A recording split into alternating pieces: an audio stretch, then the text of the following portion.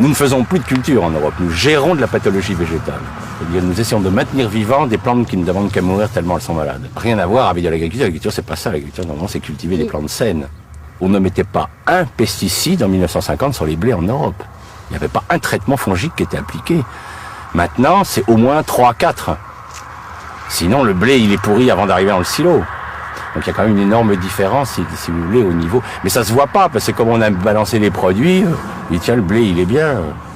Sauf que s'il se casse la figure, alors c'est comme on met trop d'azote, il tombe. Vous avez dû voir dans les champs les blés qui tombent.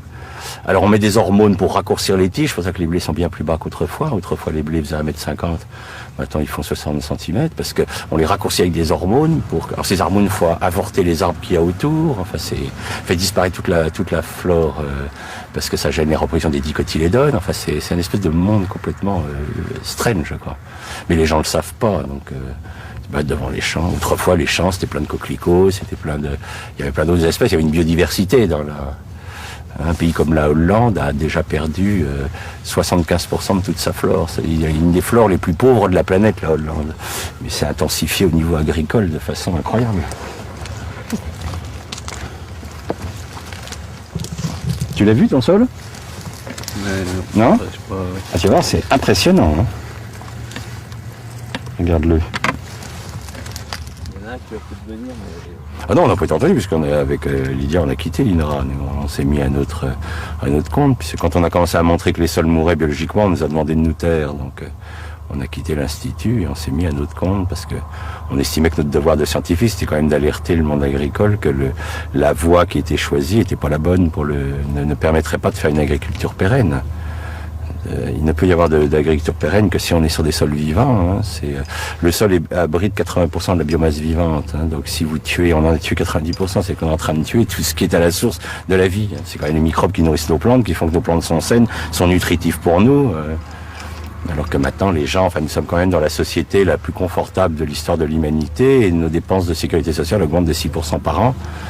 Il y a quand même des questions à se poser, quoi. Est-ce que les gens sont si bien nourris que ça pour être aussi malades ? Alors, le problème, c'est qu'effectivement, l'argumentation, c'est oui, mais regardez, ils vivent de plus en plus longtemps. Bien sûr, les gens qui en ce moment ont 80 ans n'ont pas connu l'agriculture chimique avant l'âge de 50 ans, puisque c'est apparu dans les années 70. Donc, jusqu'à 50 ans, ils ont mangé... moi, je suis encore gamin du lait de vache qui avait du goût de lait de vache. Ça avait vraiment le goût de lait de vache, c'est pas le lait de maintenant. Donc c'est tellement récent dans l'histoire de l'humanité qu'on ne connaîtra les résultats réels et on s'inquiète, puisque vous prenez la population d'enfants à l'heure actuelle en Europe, 17% des enfants sont obèses, donc on est en droit de se poser des questions sur cette qualité alimentaire. Le sol, c'est une vraie éponge. Donc, si je le gère mal, il est compact, il est serré, il se referme. Si je laisse la faune le retravailler, il va se souffler. C'est pour ça que quand vous marchez en forêt sur un sol, vous avez vu le côté moelleux du sol forestier, hein, parce qu'en fait, il est aéré par la faune, alors que le sol qui a été labouré, maltraité, il est complètement compacté, complètement resserré sur lui-même. Alors, quand il va pleuvoir sur un sol resserré, l'eau va pas pouvoir rentrer, puis c'est l'érosion.